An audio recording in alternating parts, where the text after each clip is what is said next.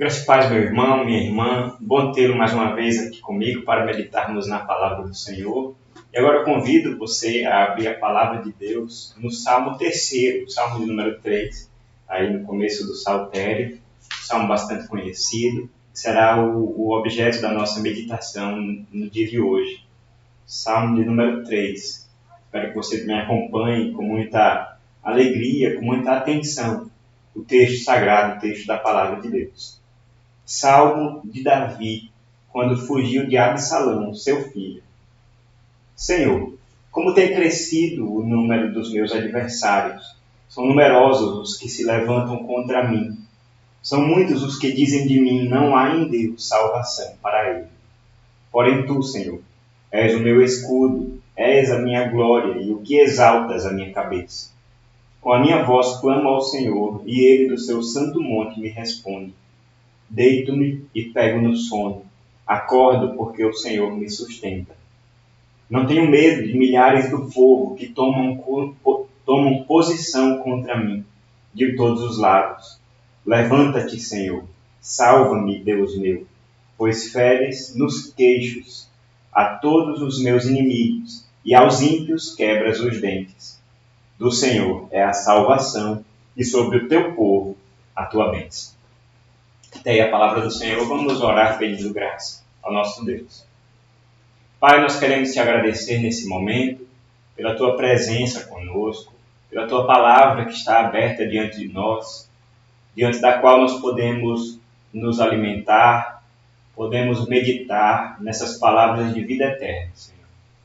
Te agradecemos porque conhecemos ao Senhor e agora te pedimos que o Senhor fale conosco. Fala, Pai, com os teus filhos, com o teu povo, para a glória do teu nome. É assim que nós te pedimos e te agradecemos, em nome de Cristo Jesus, o nosso Senhor, nosso Rei. Amém. Amém, irmãos. Devemos meditar aqui na confiança. Essa confiança é esse tipo de sentimento que habita no nosso coração, no nosso ser, que reconhece que nós dependemos daquela pessoa na qual nós confiamos. Ser confiante em alguém significa reconhecer de fato que nós estamos numa posição de necessidade. Precisamos que alguém cumpra uma responsabilidade, cumpra um dever, cumpra um papel. Nós podemos olhar aqui que o salmista Davi, ele tece esse lamento, essa oração muito profunda, despejando, declarando a sua confiança, não nos seus bens, não no seu reinado, mas no seu Deus. O Salmo aqui, ele nos traz a um contexto no seu cabeçalho. É o primeiro Salmo que faz isso. Estamos aqui no comecinho do Saltério, essa coleção maravilhosa que nós temos no meio da nossa Bíblia. 150 salmos, 150 poemas que estão divididos em 5 livros. Depois podemos prestar bastante atenção nesse fato, mas aqui o que é importante para nós é que nós estamos começando o primeiro livro dos Salmos. E o primeiro livro dos Salmos ele se apresenta de maneira bastante especial, uma vez que, tendo começado com o Salmo 1, aquele salmo conhecidíssimo a respeito do justo e do ímpio, o caminho do justo e o caminho do ímpio, de maneira que o justo é aquele que medita na lei do Senhor, tem prazer nessa lei e reflete nela de dia e de noite. O Salmo 2 estabelece aqui um grande pilar também no livro do Salmo. Enquanto o primeiro fala do justo e do ímpio, o segundo fala da importância desse papel do Messias, o ungido do Senhor, o rei que viria diretamente da parte de Deus para derrotar os inimigos. Temos esses dois pilares, o justo que ama a lei e o ungido que é vitorioso. Mas aí chegamos no Salmo 3, que é o nosso alvo de meditação hoje.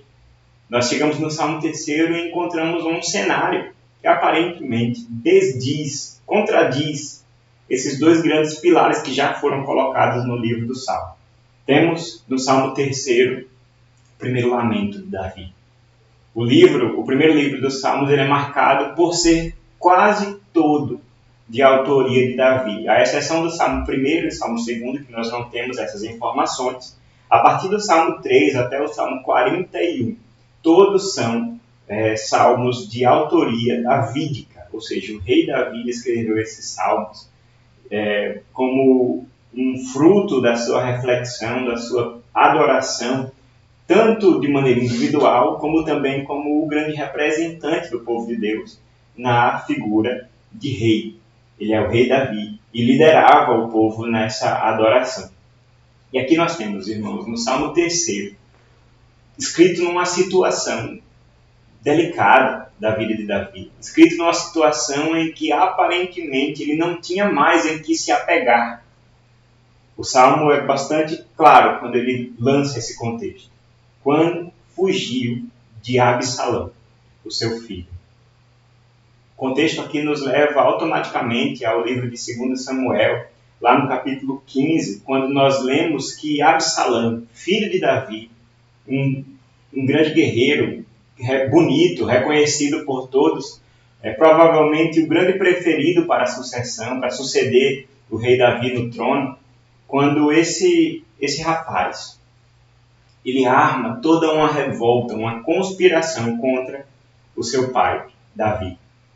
O resultado, irmãos, nós lemos no capítulo 15 de 2 Samuel, no versículo 12, nós temos que essa conspiração tornou-se poderosa e crescia em número o povo que tomava o partido de Absalão. Absalão conquistou o coração dos israelitas, conquistou o coração do povo de Deus, roubou esse coração de Davi. O resultado é que Davi ele não teve escapatória, ele não teve escolha, ele precisou fugir.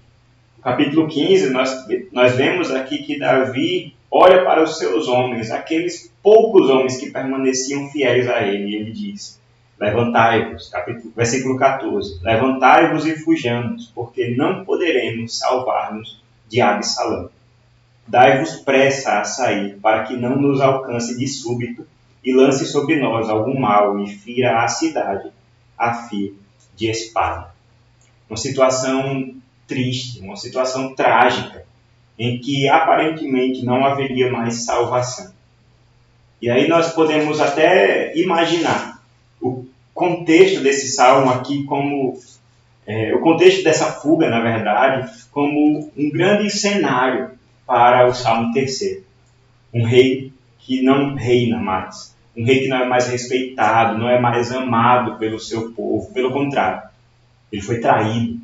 Pelo contrário, ele está agora sendo expulso da sua cidade, expulso do seu reino. E agora, como um fugitivo, ele pode clamar e declarar a sua confiança ao único que é fiel, de maneira verdadeira e perfeita, o Senhor, o Deus de Israel.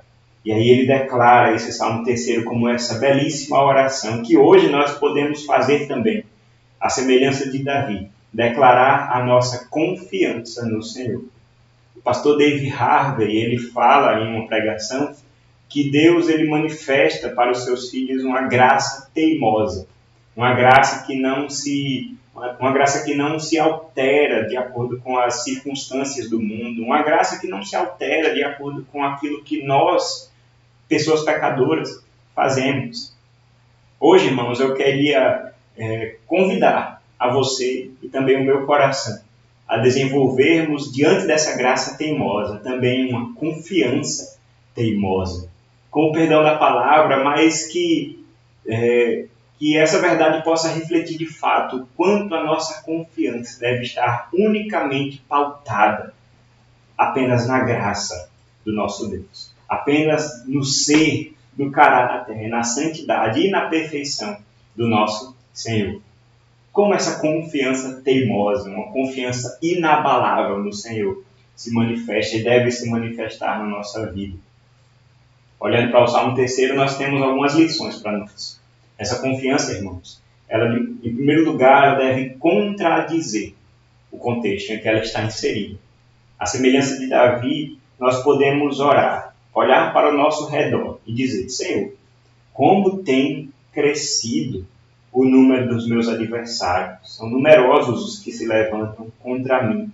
São muitos os que dizem de mim, não há em Deus salvação para ele. Percebam, irmãos, que o salmista Davi, obviamente, olhava para o seu redor e apesar daquelas poucas pessoas, poucos soldados, sacerdotes que ainda guardavam fidelidade ao partido do rei Davi, ele olhava para toda a nação, olhava para o trono, para o palácio, olhava para tudo aquilo que estava ao seu redor e ele podia dizer isso: Senhor, o número dos meus inimigos tem aumentado muito. E percebam, irmãos, como ele não gasta aqui essas descrições no Salmo. Já no início do Salmo nós temos essa situação descrita de maneira muito, muito clara em seus detalhes, de forma que Davi ele pode repetir essa ideia. São muitos, são muitos e são muitos. São muitos os meus adversários. São muitos os que se levantam. São muitos os que se rebelam contra mim. E são muitos os que dizem para mim que eu não devo ter esperança nenhuma em Deus. A confiança teimosa no Senhor, que olha unicamente para a graça de Deus, irmãos, é capacitada também para olhar para as nossas circunstâncias. E mesmo reconhecendo com um olhar realista. Perceba que Davi ele não é um tipo de negacionista aqui. Davi ele não está fazendo pouco caso do seu problema. Davi não está sendo otimista, sonhador. Não. Ele sabe qual a situação. Ele sabe dos seus inimigos. Ele sabe a gravidade da circunstância na qual ele está envolvido, mas ele sabe e nada disso é poderoso o suficiente para abalar a confiança que ele, servo do Senhor, tem no Deus Altíssimo. E aí ele pode, irmãos, e as palavras dizem muito, que ele pode usar como primeira palavra do seu salmo. Um salmo que olha para os inimigos, um salmo que olha para a circunstância, um salmo que olha para o problema, mas ele se direciona ao Senhor. Senhor, como aumentam, como tem crescido os meus adversários. É uma oração, irmãos. É uma oração direcionada ao Deus da vida de Davi. É uma oração direcionada ao Senhor Deus Todo-Poderoso. E aí ele pode, irmãos, olhar para tudo isso e perceber que o problema já era gigantesco, mas devemos entender que, além do problema numérico, temos também aqui um problema espiritual. Esses inimigos, que eram muitos, eles apresentavam para Davi um tipo perverso de tentação. Isso também acontece na nossa vida. Isso também acontece na nossa vida porque as circunstâncias problemáticas que vêm ao nosso alcance, seja uma doença, uma crise financeira, uma crise no relacionamento, uma crise familiar, uma competição no ambiente de trabalho, tudo isso, irmãos, embora sejam problemas comuns, normais numa vida neste mundo caído, nós devemos entender que todo tipo de problema, todo tipo de circunstância à nossa volta, seja problemática aos nossos olhos, quando as coisas estão faltando, quando as coisas estão desandando de acordo com os nossos planos, ou até então quando nós achamos que tudo está bem. Até quando nós estamos na prosperidade, mas devemos entender que em um mundo caído, os nossos inimigos são muitos. Em um mundo caído, os nossos inimigos conspiram contra nós e eles querem passar essa mensagem muito clara para o meu coração e para o seu coração. Não há em Deus salvação. Deus não salva. Deus não é poderoso para livrar. Deus não é poderoso para te salvar. Essa é a mensagem, irmãos, que o mundo passa para nós e é uma tentação que está sempre batendo na porta dos nossos corações.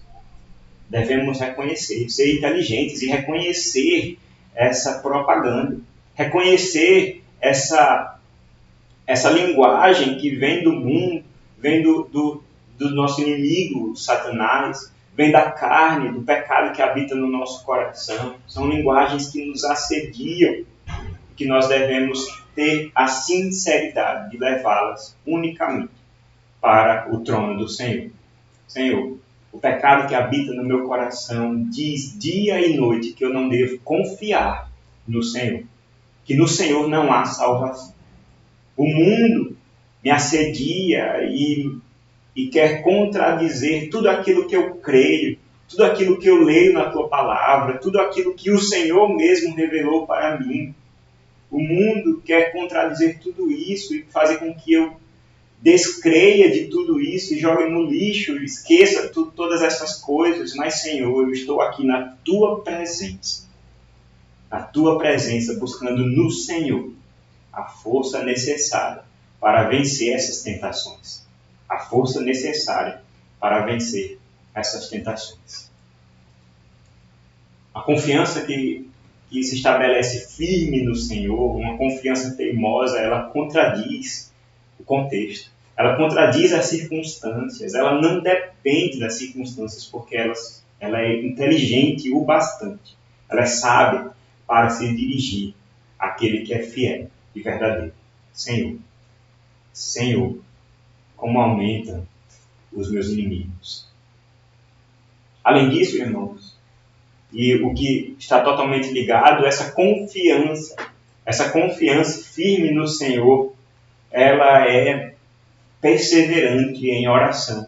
Já falamos um pouco sobre oração aqui, mas vejamos como Davi continua no seu salmo. São muitos os que dizem de mim, não há em Deus salvação para ele. Porém tu, Senhor, és o meu escudo, és a minha glória e o que exaltas a minha cabeça. Com a minha voz clamo ao Senhor, e ele do seu santo monte me responde. Veja que Davi, ele não gasta tempo contemplando os seus inimigos. Ele poderia muito bem aqui descrever o tamanho do exército de Absalão, descrever a perspicácia que Absalão teve em tomar o coração dos israelitas. Ele podia descrever aqui e continuar lamentando a respeito do quão traído ele foi, do quão infiéis todo o exército de Israel, do quão infiel toda a corte de Israel foi com ele mesmo. Mas não. Ele descreve ao Senhor o aumento dos seus inimigos, mas ele passa logo a contemplar a beleza desse Deus. Ele passa logo no seu salmo, em sua belíssima oração, a não olhar mais para os inimigos, mas olhar para o seu Deus. Deus que ainda estava com ele. Tu és o meu escudo. Senhor, Tu estás à minha volta, o Senhor me protege, o Senhor está comigo, onde quer que eu vá. Tu és a minha glória, Tu és aquele que exalta a minha cabeça. O que significa isso, gente? Davi está dizendo aqui, olha, se eu tenho glória nesse mundo, não é no reino, porque ele foi tirado de mim. Não é no meu trono que eu me assentava, um trono de ouro, um trono belíssimo, porque ele foi tirado de mim. A minha glória está no Senhor. Se eu devo me gloriar em algo nesse mundo, eu não me glorio nas coisas que vêm e vão. Eu não me glorio nas coisas passageiras, eu me glorio na rocha eterna, que é o Senhor Deus Todo-Poderoso. O apóstolo Paulo, ele traz essa verdade muito profunda para mim e para você, quando ele diz, se for para se gloriar, nós nos gloriemos na cruz de Cristo. Na cruz de Cristo, nessa glória que o mundo não quer, a glória que o mundo não entende, uma glória que o mundo, na verdade, diz que ela é vergonhosa, mas é a glória do nosso coração. Eu não preciso do ouro, eu não preciso dos bens, eu não preciso da corte de Israel, eu só quero ter comunhão com o meu Deus, porque Ele é o meu escudo, Ele é a minha glória, é o que exalta a minha cabeça, ou seja, é aquele que levanta a minha cabeça e me dá coragem para viver. É aquele que faz com que eu enxergue que essa minha vida ainda tem sentido, tem um propósito. Davi, ele retira a força da sua confiança, não naquilo que ele pode fazer, mas naquele que reina sobre a sua cabeça. Tu és o meu escudo, tu és a minha glória, o que exaltas a minha cabeça. Ele não fala mais dos inimigos, ele olha para o seu Deus, ele declara atributos de Deus. Deus protetor, Deus gracioso, Deus misericordioso, Deus que está comigo, que me acompanha, que é o meu deleite, a minha alegria. Mas percebo que ele não fica apenas na descrição de Deus. Entendendo quem Deus é, ele parte agora para conversar com Deus. Assim nós, irmãos, devemos fazer também em nossas vidas. Nós podemos pegar um livro de teologia, por exemplo, e entender muitas coisas sobre Deus.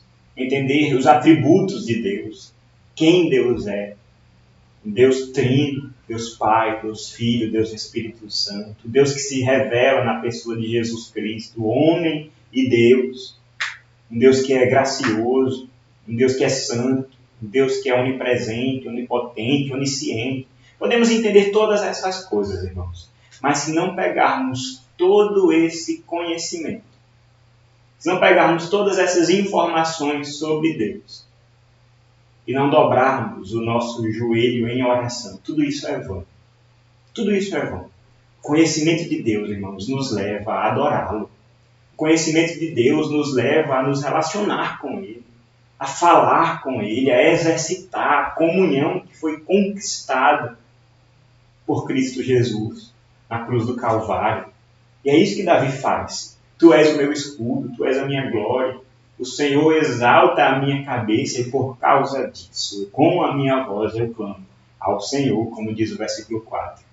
Com a minha voz eu clamo ao Senhor, eu oro ao Senhor, eu levanto a minha voz e clamo ao único que pode me socorrer num momento como esse. Eu clamo ao Senhor e Ele, do seu santo monte, me responde. Veja, irmãos, como é maravilhoso a convicção que Davi tem aqui de ter resposta do Senhor. Eu clamo e o Senhor me responde. Mas há aqui um detalhe muito interessante. Há aqui um detalhe que nós não devemos deixar passar. De onde o Senhor responde à oração de Davi? Davi, que provavelmente estava escondido no deserto, escondido nas cavernas do deserto, e ele levanta a sua voz ao Senhor. E a sua convicção, o seu poema aqui diz que o Senhor responde do seu santo monte. Se nós olharmos no livro de 2 Samuel, nós vemos que Davi ele toma um cuidado especial em guardar a arca do Senhor. No capítulo 15 do segundo livro de Samuel, nós vemos que no versículo 24, Davi diz o seguinte: isso ele diz para o sacerdote Zadok, torna a levar a arca de Deus à cidade. Se eu achar graça aos olhos do Senhor, ele me fará voltar para lá e me deixará ver assim a arca como a sua habitação. Vejam, irmãos, que Davi ele não está aqui trazendo um tipo de fideísmo, um tipo de tiro no escuro. Ele não está apenas com pensamentos positivos e por causa disso ele clama ao Senhor. Pelo contrário, ele está pautando a sua atitude de oração, de confiança e de dependência no Senhor, não naquilo que ele inventou sobre Deus, não naquilo que ele acha sobre Deus, mas naquilo que Deus mesmo revelou e firmou como fruto da aliança. Davi está falando aqui do santo monte de Deus, e ele sabe que está no santo monte de Deus, a arca da aliança. Aquele objeto que nessa época aqui da revelação do Senhor, nessa época do Antigo Testamento, simbolizava a presença de Deus no meio do seu povo, um Deus gracioso que se relaciona de maneira pactual, em aliança, no meio de um povo pecador. Davi sabia muito bem disso. Foi o próprio rei Davi quem trouxe essa arca da aliança para Jerusalém. Nós lemos lá no livro de Samuel, nós vemos a festa que foi quando Davi introduziu a arca da aliança em Sião, no Monte Santo do Senhor, onde ele deveria ser adorado. Então, irmãos, meditando na aliança, meditando no relacionamento de pacto, de fidelidade que Deus estabeleceu com o seu povo, é que Davi pode orar e ter certeza de que está sendo ouvido está sendo respondido de acordo com a vontade soberana do Senhor. Da mesma forma, nós, irmãos, nós não temos mais a Arca da Aliança, mas temos algo muito melhor.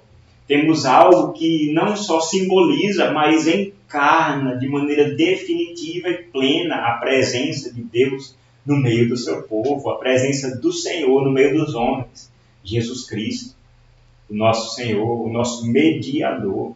Ele que é o templo verdadeiro, Ele que é o tabernáculo perfeito, que resume em si mesmo a natureza humana e a natureza divina. E por estarmos unidos a Ele, por estarmos unidos a Cristo Jesus, nós podemos ter essa certeza de que o nosso sumo sacerdote, que está à direita de Deus Pai, ele intercede por nós, ele leva ao trono do Senhor as nossas orações, os nossos clamores, mesmo em momentos de dificuldade, mesmo no momento de desespero, nós podemos esperar no Senhor, podemos perseverar em oração. Não porque nós somos firmes, ou porque somos fiéis, ou porque somos dignos de receber a atenção desse Deus, mas porque Ele mesmo estabeleceu uma aliança e Cristo Jesus, que é o grande cumpridor da aliança, garante que nós teremos comunhão com esse Deus para todo sempre. Por isso, irmão, no momento de tristeza, no momento de dificuldade, ore ao Senhor. Clame ao Senhor e não faça isso apenas da boca para fora, mas faça isso crendo que você está fazendo algo baseado na fidelidade do próprio Deus, baseado na fidelidade, na graça, na aliança garantida e consumada, firmada pelo próprio Deus e garantida na cruz de Cristo. A confiança firme no Senhor, uma confiança teimosa, ela se firma em oração, ela persevera em oração. Prosseguindo, irmãos, no Salmo 3, nós vemos aqui que o salmista Davi, depois de ter orado, depois de ter apresentado o seu clamor com toda a sua voz diante do Senhor e descansar na resposta que ele receberia do Senhor, direto do Santo Monte, ele realmente se coloca a descansar. Quem confia, descansa. Quem confia no Senhor, descansa. No versículo 5 nós temos: deito-me e pego no sono, acordo porque o Senhor me sustenta. Não tenho medo de milhares do povo que tomam posição contra mim de todos os lados. Versículo 5 e versículo 6. É interessante, irmãos, pensar que na nossa mentalidade mais moderna, a confiança é sempre ligada a um tipo de proatividade. É sempre ligada a um tipo de ímpeto que nos impulsiona a fazer coisas. Porque eu confio em mim mesmo, então eu vou lá e faço. Porque eu confio em mim mesmo, eu vou investir nesse negócio. Porque eu confio em mim mesmo, eu vou entrar nesse relacionamento. Porque eu confio em mim mesmo, eu vou levar adiante esse plano, esse projeto da minha vida. Mas vejam, irmãos, que muitas vezes a confiança, na verdade, é testada e é expressa de maneira mais poderosa quando nós não fazemos nada. Davi, ele pode dizer que ele poderia, porque busca uma confiança da parte de Deus, ele poderia arregimentar para si um exército, um exército alternativo. Ele poderia arregimentar para si a aliança de um rei estrangeiro. Mas uma coisa ele faz, porque ele confia em Deus. Ele sabe que ele deita e dorme. Porque confia em Deus, ele deita e dorme. E aqui nós vemos, irmãos, o quão subversivo é a vida, o quão subversiva é a vida daquele que confia em Deus, do crente no Senhor. Tudo está destruído. Todos estão contra você. Mas você dorme. Porque você sabe que é Deus quem te protege. Você sabe que é Deus quem garante a sua segurança. Davi ele poderia descansar nesse sentido. E isso não seria tentar a Deus. Isso não seria Isso não seria querer de Deus algo que ele não prometeu, porque devemos entender, irmãos, que diferente de nós, Davi ocupava aqui um espaço muito importante na revelação de Deus. Nós lemos, na verdade eu já falei aqui, que no Salmo 2 o Senhor está falando do seu ungido. O ungido do Senhor, aquele que venceria os seus inimigos. E Davi estava colocado nessa posição nesse momento. O ungido do Senhor, o rei o rei do povo de Israel.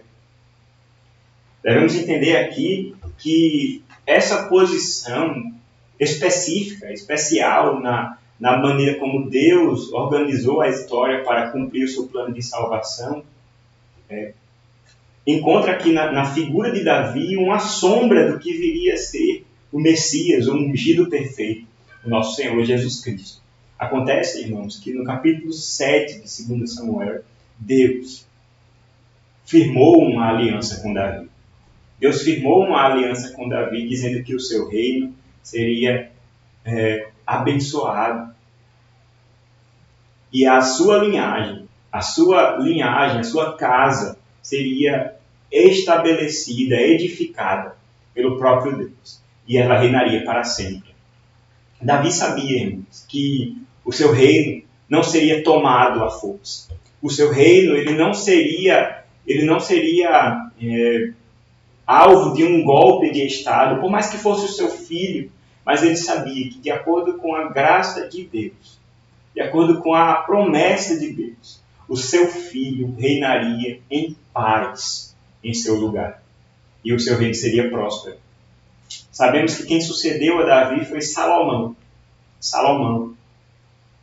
Então, nós podemos ver aqui que Davi, mais uma vez, ele reflete na aliança do Senhor. Ele diz, olha, eu sei que o meu Deus é fiel. Eu sei que o Senhor me guarda. Eu sei que o meu reinado está garantido pela própria palavra do Senhor. É por isso, irmãos, que Davi poderia deitar e dormir e acordar, sabendo que o Senhor o sustenta. Mas nós, irmãos, estamos em Cristo. Nós não somos reis de Israel, mas estamos unidos àquele que é. Estamos unidos ao ungido do Senhor, o rei sobre toda a terra. Da mesma forma, irmãos, nós podemos dormir e descansar de maneira cotidiana, como nós fazemos todos os dias. De maneira maravilhosa, poder perceber que a graça do Senhor também se manifesta nesses momentos. Nós dormimos e acordamos. E bendito seja o Senhor por causa disso. Vamos confiar no Senhor. Os monges do deserto, ali na região do Egito, que surgiram ali nos primeiros séculos da igreja cristã, eles tinham o Salmo 3 como um salmo de leitura obrigatória nas primeiras horas da manhã. Eles acordavam e liam o Salmo 3. Eles diziam que esse salmo não é um salmo que você lê, é um salmo que você vive.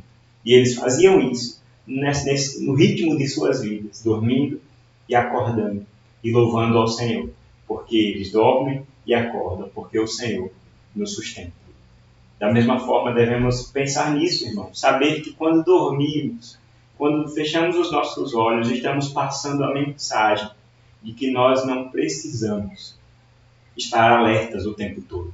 Nós não precisamos estar vigilantes o tempo todo, como se tudo dependesse de nossa própria força. Pelo contrário, o Salmo 127 nos diz que é inútil aquele que dorme tarde e acorda cedo, porque o Senhor dá o pão aos seus filhos enquanto eles dormem. Nós dormimos e acordamos. E somos sustentados pelo Senhor. Louvado seja Deus por isso. Mas isso diz muito mais do que só dormir e acordar. Davi estava dormindo no meio de uma guerra. Davi estava afirmando que tinha segurança para dormir, mesmo quando seus inimigos estavam ao seu encalço. Mesmo quando ele estava sendo perseguido por milhares de pessoas.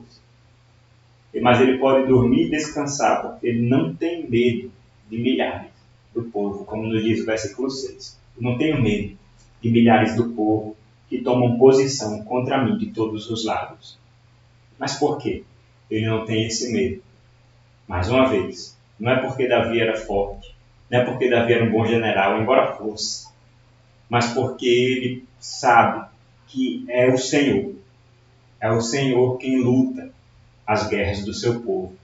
É o Senhor quem luta as guerras dos seus filhos. E aí ele pode revelar aqui o conteúdo da sua oração a partir do versículo 7. Levanta-te, Senhor. Levanta-te, Senhor, e salva-me, Deus meu. Percebam que de maneira muito poética Davi coloca aqui o contraste. Ele lança o contraste de maneira irônica diante dos seus inimigos. Enquanto os seus inimigos são muitos e eles se levantam contra Davi, Davi pode clamar: levanta-te, Deus meu. Enquanto os inimigos dizem que em Deus não há salvação, Davi pode olhar para Deus e dizer: salva-me, Deus meu. Salva-me, Deus meu. A descrição não poderia ser mais gráfica. O Senhor salva Davi dos seus inimigos porque ele fere no queixo a todos os meus inimigos e aos ímpios quebras os dentes. Isso para nós pode soar rude demais, pode soar um pouco chocante, mas devemos imaginar aqui um contexto de guerra, um contexto de sanguinolência, de violência em que esses homens estavam metidos aqui nessa época do Antigo Testamento, e perceber que ter queixos quebrados, dentes quebrados, era um sinal de derrota, um sinal de humilhação. E é o Senhor quem faz isso. É o Senhor quem faz isso. Veja quanto Davi é confiante o suficiente para descansar e saber que é Deus quem luta as suas guerras. Davi não deveria se gloriar nas possibilidades que viam da sua própria força, do seu próprio braço. Pelo contrário, se ele pudesse vencer qualquer guerra, ele faria isso em nome do Senhor. Davi não ficou parado. Não devemos imaginar aqui com esse relato, com esse poema, que Davi ficou parado no meio de uma caverna e esperou que as coisas acontecessem. Não. Davi também organizou toda uma rede de conspiração, deixou um sacerdote como espião, como conselheiro de Absalão para fazer coisas que atrapalhariam o seu reinado. Mas olha a questão de perspectiva aqui. Se eu faço o que eu faço, se as coisas acabam dando certo na minha vida por causa daquilo, de uma coisa que eu pude fazer, planejamento meu, um projeto meu, a glória não é minha, a glória é do Senhor. A glória é do Senhor, porque Ele é o meu escudo, Ele é a minha glória e é Ele quem exalta a minha cabeça. Imagina, irmãos, o quão fútil seria, quão vã seria essa oração se depois de tudo isso Davi se ensoberbesse. Se Davi se colocasse o louvor sobre si mesmo e negasse que a salvação finalmente veio do seu Deus. Mas ele demonstra para nós um exemplo dessa fé, um exemplo dessa nossa confiança.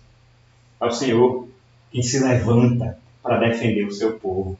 É o Senhor quem se levanta para salvar o seu povo. É o Senhor quem derrota os nossos inimigos, o nosso pecado, a nossa carne, o mundo, Satanás. Nós não tínhamos forças, irmãos. Nós não tínhamos forças para vencê-los. Mas o Senhor na cruz derrotou todos para a glória do seu nome. No versículo 8 nós temos uma confissão de fé. Do Senhor é a salvação. Do Senhor é a salvação. E sobre o teu povo, a tua bênção. Sobre o teu povo, a tua bênção.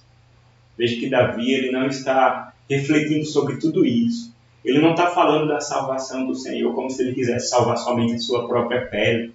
Não é porque as coisas estavam difíceis somente para ele, mas ele reconhece que a graça do Senhor ela se derrama sobre todo o povo de Deus. A graça do Senhor se derrama sobre toda a igreja. A graça do Senhor se derrama sobre todos aqueles que estão unidos a Cristo Jesus. E louvado seja Deus por isso, irmãos. Somos chamados para sermos também intercessores. Assim como Davi foi, no final de uma oração sobre a sua própria situação pessoal de desespero, ele pôde confiar no Senhor e saber que o Senhor é poderoso não somente para me salvar, mas para salvar todo aquele que confia na sua graça. Irmãos, que seja essa a nossa confiança. Que seja essa a nossa firmeza de coração. Olhando, irmãos, para esse salmo, nós temos muitos desafios. Nós temos, é claro, que desafios que se colocam diante de nós e que cobram do nosso coração essa confiança diante de Deus. Confie no Senhor. Confie no Senhor e faça isso de maneira firme, mesmo que as coisas estejam difíceis. E eu sei que estão. Mesmo que você olhe para o seu redor e você não encontre saída, saiba, irmão. Saiba que existe um Deus todo-poderoso, que não foi pego de surpresa por esses problemas, ele não foi pego de surpresa pela pandemia, ele não foi pego de surpresa pela crise financeira que varre o nosso país e o mundo. Não. O nosso Deus, ele é poderoso, ele é gracioso e ele transcende todas essas coisas. A nossa confiança, ela não deve estar baseada naquilo que nós vemos, mas naquilo que nós cremos. É por fé e não por vista. É verdade, irmãos, que muitas vezes essas circunstâncias e às vezes até as nossas ações, os nossos pecados querem pregar para nós dizendo que nós não temos salvação em Deus. E aí vem a crise de fé. E aí vem aquele momento em que nós questionamos tudo aquilo que nós já aprendemos na igreja, tudo aquilo que nós lemos na palavra de Deus, tudo aquilo que nós já pregamos e falamos com outras pessoas, e vem a dúvida. Eu quero, irmão, te desafiar hoje, te encorajar a tomar a crise de fé como um instrumento nas mãos de Deus, para te dar mais fé. Como um instrumento nas mãos de Deus para que você possa clamar ao Senhor, assim como Davi fez. Ele não deu ouvidos a essa falsa pregação do mundo que nega a salvação de Deus. Pelo contrário, ele tendo ouvido todas essas coisas, ele corre para o Senhor e reconhece que em Deus há salvação, não somente para ele, mas também sobre todo o povo de Deus. Ore, clame, no momento da crise, busque ao Senhor, ao momento que você mais está sensível à voz de Deus. Leia a palavra, busque irmãos na fé, busque pessoas maduras na caminhada e certamente Deus usará essa crise para a glória do seu próprio nome e para o seu crescimento. Devemos, irmãos, aplicar tudo aquilo que conhecemos do Senhor, como nós falamos, tudo aquilo que nós entendemos de teologia sobre Deus, sobre como Deus salva, sobre a igreja, sobre tudo isso, irmãos, mas devemos fazer a melhor aplicação de tudo isso em nossas vidas, que é quando nós fechamos a porta do nosso quarto e oramos ao Pai, que está em secreto. Podemos levar ao Senhor os nossos desejos, as angústias mais profundas do nosso coração. Clamar ao Senhor com a nossa voz e ter a certeza de que Ele, do seu trono, nos responde de acordo com a sua santa vontade. Possamos descansar, irmãos. É certo que o momento de crise cobra de nós o estresse, o cansaço, cobra de nós a falta de energia, cobra de nós que nós dupliquemos as nossas horas de trabalho, cobra de nós que nós não paremos para descansar, mas, irmãos, devemos entender que o descanso também louva a Deus. Saber que eu posso abrir mão de algumas horas do meu dia para dormir e saber que Deus me abençoa enquanto eu durmo, saber que Deus me guarda enquanto eu durmo, saber que Deus continua trabalhando enquanto nós dormimos, irmãos. Isso é maravilhoso.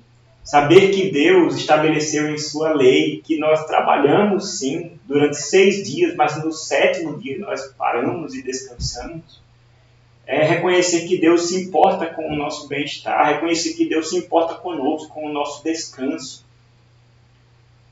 Não há crise na vida que justifique, irmãos, nós abandonarmos o descanso de Deus.